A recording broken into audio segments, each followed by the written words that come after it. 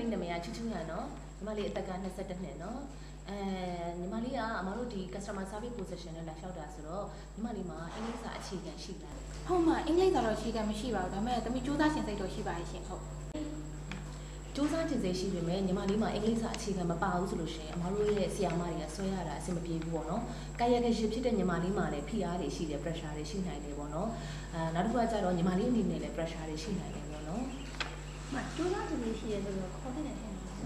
ပေမဲ့စူးစမ်းခြင်းစိတ်ရှိတယ်ဆိုပေမဲ့သူ့အတွက်လည်းခက်ခဲနိုင်တယ်သင်ပေးတဲ့ဆရာတွေအတွက်လည်းခက်ခဲနိုင်တယ်ကွန်ပျူတာမပါတာကအမတို့လက်ခံနိုင်တယ်လေအတွေ့အကြုံမပါတာရတယ်လေဒါပေမဲ့ကွန်ပျူတာမပါတာလည်းလက်ခံတယ်ဒါပေမဲ့အင်္ဂလိပ်စာမပါတာတော့ဘလို့မှအဆင်မပြေဘူးလေ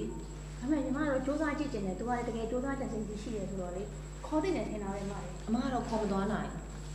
မလေးမစိုးတော့ဖေးရတော့ခေါ်လိုက်ပါညီမတို့ခေါ်ချင်တယ်မလေးအမကတော့စက်ခေါ်ရလို့အဆင်မပြေဘူးမတို့မှာ pressure တွေရှိနိုင်တယ်ကလေးမလည်း pressure တွေရှိနိုင်တယ်အမတို့နှစ်ယောက်ပဲအဆင်ပြေအောင်အရင်ညှိလိုက်တော့အလုပ်ခန့်ပြတယ်ဆိုလို့ရှိရင် CE ဖောင်မှာညီမဖုန်းနံပါတ်ပါတယ်ဖုန်းဆက်လိုက်နော်